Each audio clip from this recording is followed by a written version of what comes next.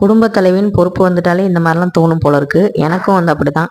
மிச்சம் மீதியானதை வந்து வேஸ்ட் ஆக்கக்கூடாது, ஏதாவது ஒன்று பண்ணணும், எப்படியாவது சாப்பிட வச்சிடணும் அப்படின்னு சொல்லி தோணும். அதனால வந்து பார்த்தீங்கன்னா நேற்று நைட்டு வந்து யோகி வந்து இட்லி வேணான்னு சொல்லிட்டான், இட்லி சாப்பிடல.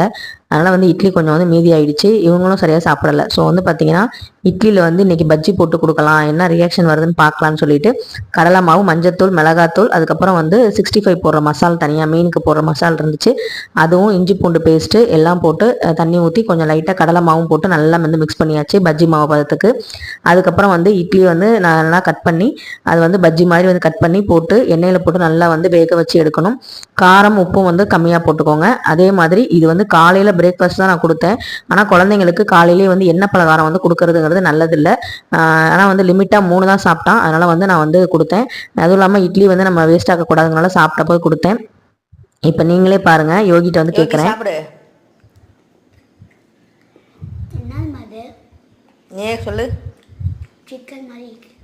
சிக்கன் இல்லை, இட்லி ஃப்ரை. சாதாரண இட்லி ஃப்ரையை வந்து சிக்கன் மாதிரி இருக்குன்னு சொல்லி வேஸ்ட் ஆக்காமல் சாப்பிட்டாச்சு எல்லாரும்.